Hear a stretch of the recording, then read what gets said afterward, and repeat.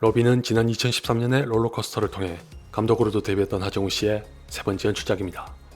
배우로는 요즘 다작을 하고 있는 데 비해 성적이 좋지 않은 가운데 이번엔 연출과 주연을 겸한 영화가 개봉해서 부담이 더 클 거라고 생각합니다.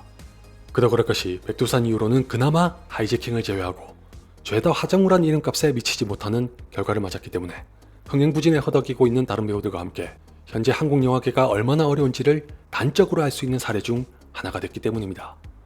이 판국에 과연 로비가 상황을 반전시킬 수 있을까요? 제가 로비를 보기 전에 한 가지 희망적인 요소로 꼽았던 건 하정우 씨가 롤러코스터로 나름 소질이 있다는 걸 보여준 코미디인데다가 여러 명의 캐릭터들이 얽히고 설키는 소동을 다룬다는 것도 두 영화가 동일하다는 겁니다. 상대적으로 드라마의 성격이 더 짙었던 허삼관으로 쓴맛을 봤기 때문인지 다시 초심으로 돌아와 자신이 잘할 수 있는 코미디로 승부를 보려고 한 것 같은데 실제로 이 영화는 롤러코스터와 닮은 구석이 많긴 합니다. 이게 장점으로 작용할지 단점으로 작용할지는 제가 단언하기 힘들지만 지극히 개인적인 전망으로는 마냥 좋을 것 같진 않습니다. 더 솔직하게는 지금의 극장가에서 먹히기엔 쉽지 않을 것 같아서 제작비로 얼마나 투입됐을지가 관건입니다. 제가 제작비를 들먹인 이유는 딱 하나입니다. 허삼관은 롤러코스터보다 훨씬 더 많은 관객이 들었지만 폭망했고 롤러코스터는 허삼관의 3분의 1에도 미치지 못한 관객 수로도 이득을 남겼습니다. 두 영화의 제작비가 100억 대 6억이라 차이가 워낙 크기 때문입니다. 사실 제가 기억하고 있는 롤러코스터는 대단히 재밌었던 영화가 아닙니다. 단지 소소하게 웃을 수 있었던 코미디라 적어도 지루하진 않았다는 게 긍정적으로나마 로비에도 작은 희망을 가졌으나 이 영화는 롤러코스터와 여러모로 비슷하면서도 제작비는 10배 이상인 70억이라고 합니다. 이렇게 되면 결과적으로 낭패일 수밖에 없습니다. 물가 상승을 고려해도 70억이나 들어간 영화라고 하기에는 좀 의아하지만 로비는 아무래도 제목부터 잘못 지었습니다. 차라리 접대 골프라고 했으면 실망이 좀 덜했을 것 같은데 왜 그런지 지금부터 말씀드릴게요. 주인공인 윤창욱은 전기차 무선 충전 기술을 개발하는 작은 스타트업의 대표입니다. 투자를 받기 위해 온갖 수모를 겪어도 기꺼이 감내하던 중에 한때 절친으로 같이 일하다가 갈등을 겪고 갈라선 후 최대의 라이벌이 된 기업의 대표인 송광우로부터 800억의 회사를 넘기라는 제안을 받습니다. 당장 50억을 갚지 못해 회사의 명운이 어떻게 될지 몰라 흔들릴 법도 하지만 송광우와의 악연 때문에 윤창욱은 이런 지하에 거절하고 무려 4조짜리 국책 사업을 따내기 위해 평소에는 절대 반대했던 로비에 손을 대기로 결심합니다. 이 사업의 파트너를 결정할 권한은 관련 부처의 장관인 오양숙과 실장인 최우현에게 있습니다. 오양숙은 배포가 크고 호탕하면서도 자신의 사익을 좇는 탐관오리에 가깝다면 최우현은 원리 원칙을 중시하는 올바른 관료인 것 같으면서도 알고 보면 변태입니다.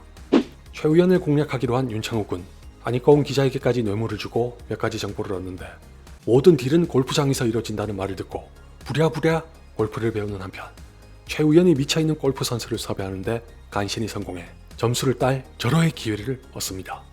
그렇게 네 사람이 라운딩을 도는 과정에서는 당연히 최우현의 비위를 맞추기 위해 윤창욱이 별의별 짓을 다하는 사이 같은 골프장의 다른 코스에서 송강호는 유명 배우인 마태수를 대동해 오양숙과 함께 골프를 칩니다.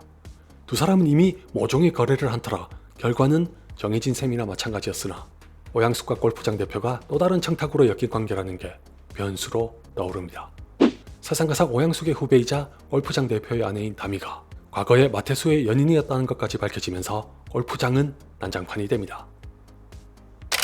며칠 전에 리뷰한 계시록도 그렇고 제가 실망했던 영화에는 높은 확률로 이런 말씀을 드립니다. 전반부는 꽤 볼만했습니다. 하정우 씨가 의외로 코미디의 소질이 있어서 롤러코스터와 마찬가지로 화려한 언변을 무기삼아 적절하게 치고 빠지는 대화의 기술이 종종 웃음을 자아냅니다.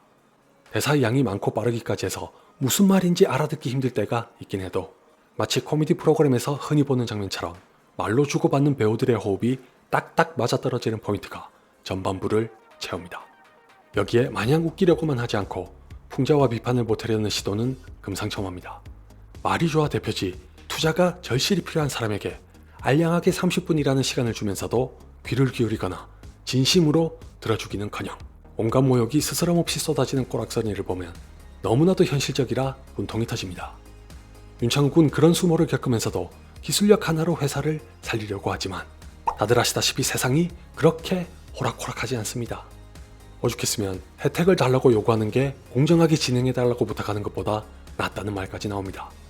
누가 봐도 송강호가 내세운 기술보다 윤창욱의 그것이 더 뛰어남에도 불구하고 국책 사업을 따내기 위해서라면 필수적으로 로비를 해야 한다는 것도 마찬가지입니다. 더군다나 어떤 기술이 진정으로 국가와 국민을 위한 것인지보다 어떤 기술을 채택해야 자신에게 떨어지는 콩고물이 많은지를 우선하는 것도 비단 영화 속의 얘기만은 아닙니다. 그 정도로 비리가 만연한 현실을 블랙 코미디로 꼬집으려는 하정우 감독의 의도에는 전적으로 공감하는데, 이것만 가지고 영화를 호평한다는 것 너무 단편적이고 편향적인 시각에서 나오는 판단일 뿐입니다. 의도가 좋다고 칭찬만 들어 놓으면 독립운동과 한국전쟁을 다룬 영화는 덮어놓고 걸작으로 칭송해야 마땅하죠. 그런 의미에서 로비라는 영화에 대해 말씀드리자면 크게 두 가지 문제가 있습니다. 첫째는 아까 말씀드렸던 대로 제목이 잘못됐다는 겁니다. 이게 무슨 말이냐면, 로비라는 제목을 본 관객들은 자연스레 이 영화에서 지저분한 로비가 오가는 과정을 볼 수 있길 기대하게 됩니다. 더욱이 주인공의 라이벌까지 나타났으니 두 사람이 어떤 로비를 어떻게 진행하며 경쟁할지 궁금해집니다.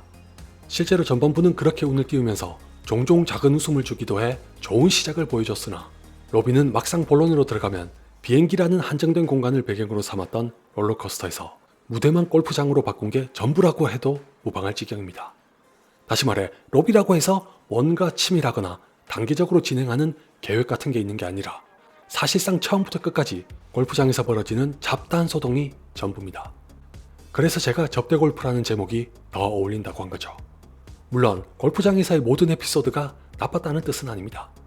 간간히 웃기기도 하고 촌철살인의 기질도 있어 예사롭지 않은 영화로 보였던 데다가, 특히 김희성 씨가 연기한 최우연은 극사실주의의 캐릭터라 겉은 번지르르 하면서 속에는 같은 남자가 봐도 역겨운 변태 기질이 가득해 진짜 추악하기 그지없는 놈입니다. 사업 때문에 그런 인간의 비위를 맞추느라 윤창욱이 소신과 신념을 버리면서까지 자신을 낮추는 데 이어 타인의 존엄성까지 훼손하는 꼴을 보면 현실과 겹쳐져서 씁쓸한 웃음을 짓게 됩니다. 그렇게 나름 흥미를 갖고 지켜봤지만 어떻게 된 게 이놈의 골프는 끝날 기미가 안 보이는 채로 흉측한 총극이 계속 이어집니다.